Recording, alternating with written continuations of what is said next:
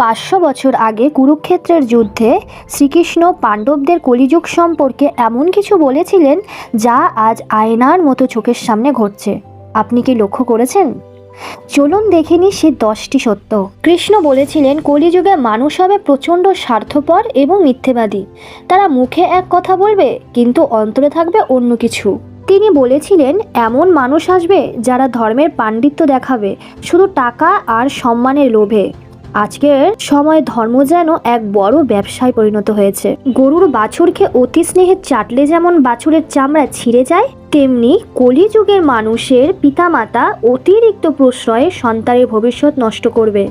আজকে আমরা তাই দেখছি চোখের সামনে। কৃষ্ণ বলেছিলেন মানুষের চরিত্র বা বংশ নয়, কলিযুগের সম্মান কেনা যাবে শুধু টাকা দিয়ে। বর্তমান সমাজে টাকার চেয়ে বড় কি কিছু আছে?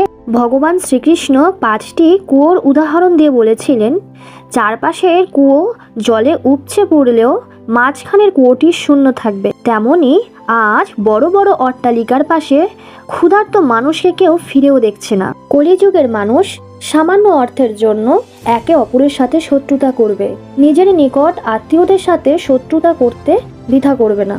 ভগবান শ্রীকৃষ্ণ বলেছেন কলিযুগে মানুষের গড় আয়ু এবং শারীরিক শক্তি ও স্মৃতিশক্তি দিন দিন কমতে থাকবে। কলিযুগের শেষে মানুষের সর্বোচ্চ আয়ু হবে মাত্র 50 বছর। কলিযুগে আকাশে মেঘলা থাকলেও বৃষ্টি হবে না, আর অতিরিক্ত করের চাপে সাধারণ মানুষ হবে দিশেহারা।